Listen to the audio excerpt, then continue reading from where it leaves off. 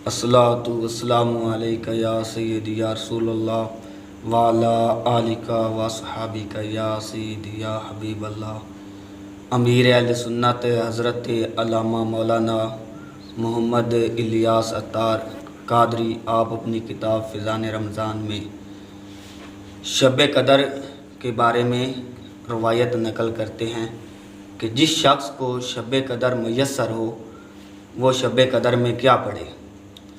अमीरुल मोमिनीन हज़रत मौला कायनात अली अल मुर्तज़ा शेर खुदा रज़ी अल्लाह ताला अन्हु फरमाते हैं, जो कोई शब कदर में सूरतुल कद्र 7 बार पढ़ता है अल्लाह अज़्ज़ व जल उसे हर बला से महफूज फरमा देता है और 70,000 फरिश्ते उसके लिए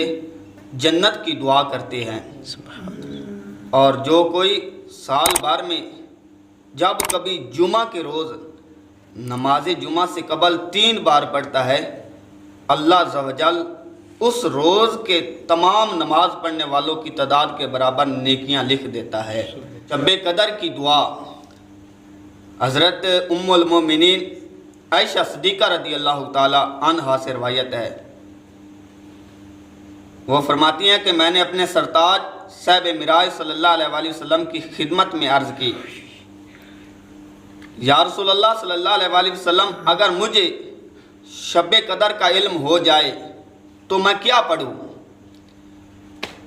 तो सरकार दो आलम सल्लल्लाहु अलैहि वसल्लम ने इरशाद फरमाया, इस तरह दुआ मांगो,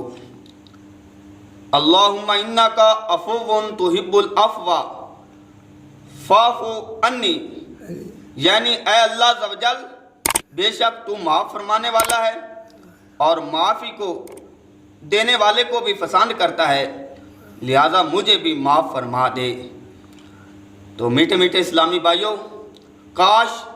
रोज़ाना रात को हम इस दुआ को कम अज़ कम 1 बार ही पढ़ लिया करें कि कभी तो शब कदर नसीब हो जाए, वरना कम अज़ कम 27वीं शब तो इस दुआ को बारहा पढ़ना चाहिए, इसलिए कि 27वीं शब को अल्लाह अज़्ज़ व जल तौफीक दे तो शब बिदारी करके दुरूद व सलाम की कसरत कीजिए और इज्तिमाए ज़िक्र नात मुयस्सर आए तो उसमें भी शिरकत फरमाइए और नवाफिल में वक्त गुजारने की कोशिश कीजिए। अल्लाह करीम अमल की तौफीक अता फरमाए।